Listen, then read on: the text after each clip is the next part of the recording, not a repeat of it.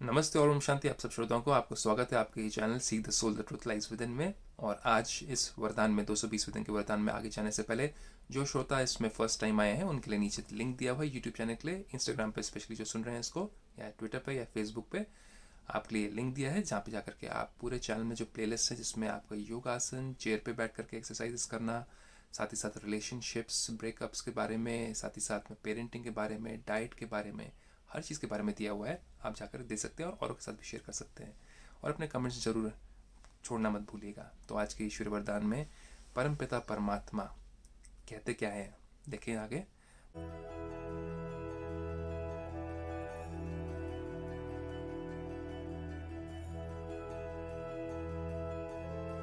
बाबा कहते हैं, एक बाप की याद में सदा मगन रहे। एक बाप की याद में सदा मगन रहे, बाप मतलब परमपिता परमात्मा।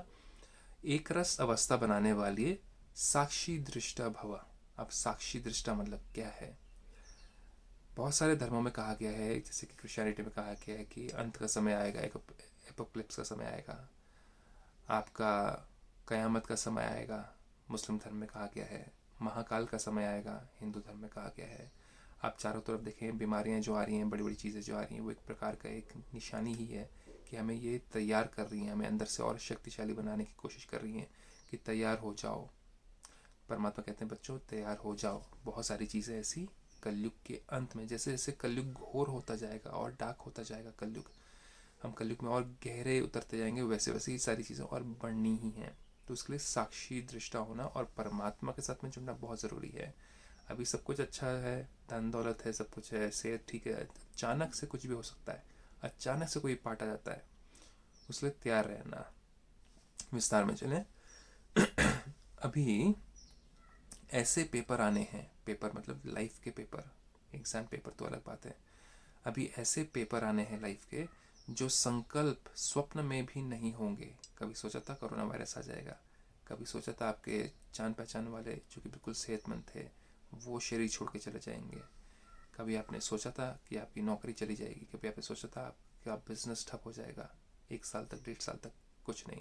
तो ये परमात्मा ने ब्रह्मा कुमारी इसमें ऑलमोस्ट 85 साल पहले सारी चीज़ें बता के रखी हुई थी कि ऐसे ऐसे होने वाला है। तो परमात्मा कहते हैं कि परंतु आपकी प्रैक्टिस ऐसी होनी चाहिए जैसे हद का ड्रामा साक्षी होकर देखा जाता है। हद का ड्रामा मतलब जैसे कि आप मूवी हॉल में जाकर के कोई मूवी देखते हैं या नेटफ्लिक्स पे देखते हैं, आप उसको साक्षी होकर के देखते हैं। अगर आप उसमें बहुत फीलिंग में आ जाएंगे तो आप भी रोना शुरू करते हैं, आप कैरेक्टर के साथ में, कैरेक्टर मर गया आप रोना शुरू कर देते हैं, तो वो साक्षी नहीं हुआ। डिटैच होकर के देखना है, रियलिटी थोड़ा है वो।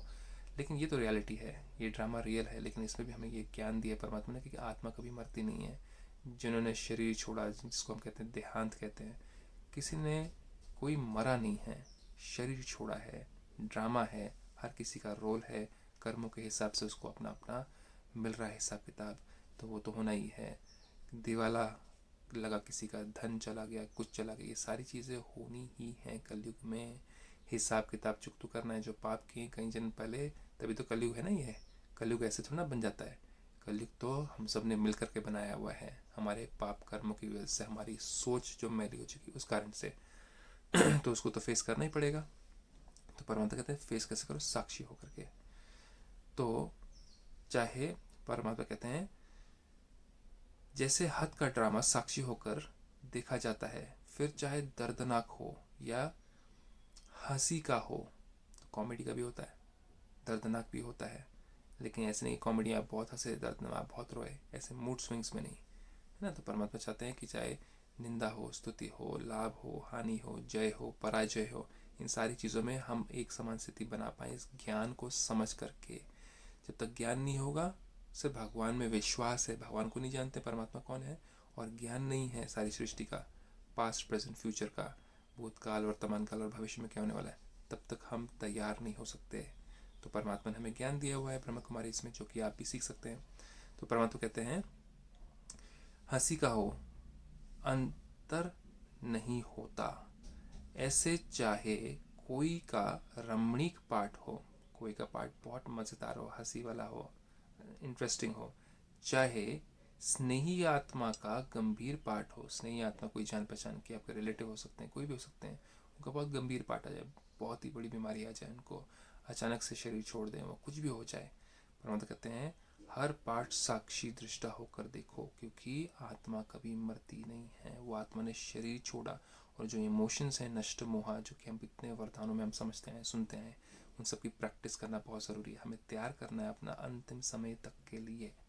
तो परमात्मा कहते हैं एक रस अवस्था हो, साक्षी होकर के देखो, और क्या हो, एक रस अवस्था। एक रस अवस्था मतलब ये नहीं कि अभी मूड अच्छा हुआ फिर मूड बैड हो गया, ये नहीं होना चाहिए, परंतु ऐसी अवस्था तब रहेगी जब सदा एक बाप की याद में मगन होंगे, क्योंकि ये मुक्ति का समय है, लिबरेशन में जाने का समय है। कलयुग के लास्ट का जो समय होता है, जब घोर अंधकार होता है ना, जैसे रात हो जाती है, तो रात में क्या होता है, डार्कनेस बढ़ती रहती, फिर उसके बाद क्या शुरू होता है, उसके बाद में आपकी सवेरा, जिसको हम क्या कहते हैं, ट्वाइलाइट कहते हैं, बीच का समय, घोर अंधियारे और सुबह का जब सूर्य की किरण आने के बीच का समय, वो शुरू हो जाता है।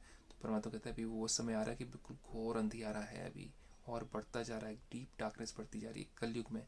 तो परमात्मा कहते हैं जो आत्माएं इसको ज्ञान को समझ लेती हैं, वो कलयुग से निकल करके संगम युग पे आ जाती है, बीच का समय। संगम पर क्या होता है, हाँ सवेरा आने वाला, अच्छे दिन आने वाले हैं, घोर अंधियारे से निकल गए, तो ये संगम का समय है।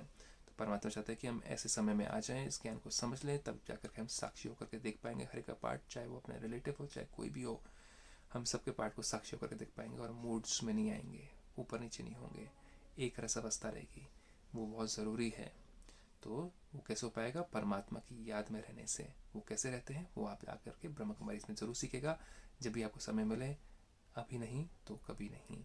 तो आपका दिन शुभ हो, आप स्वस्थ रहें, कुशल मंगल हो, आप आगे तरक्की करें, आध्यात्म में भी और जीवन में भी। ओम शांति।